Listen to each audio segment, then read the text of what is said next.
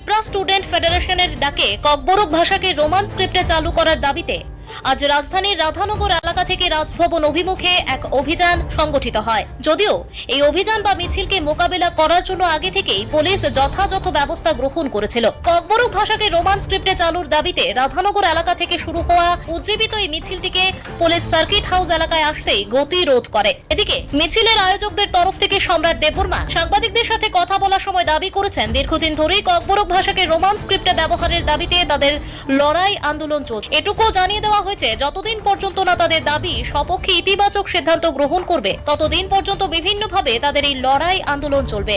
দেখেন, আমরা টিএসএফ 1968 থেকে আমরা ককবরক রোমান স্ক্রিপ্টে আমরা আমাদের মাতৃভাষাকে আমরা লিপি ককবরক রোমান স্ক্রিপ্ট আমরা লিখতে চাই।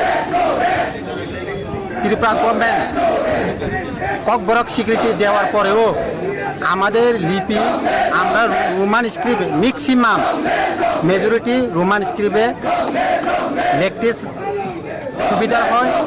সেই কারণে টিএসএফ লং টাইম আন্দোলন করে আছে।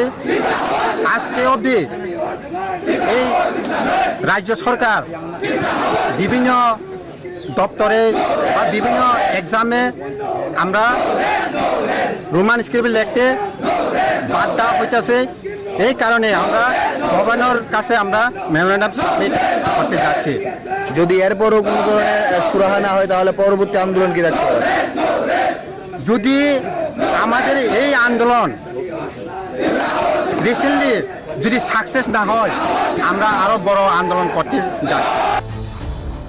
Bureau report, Tripura news 8।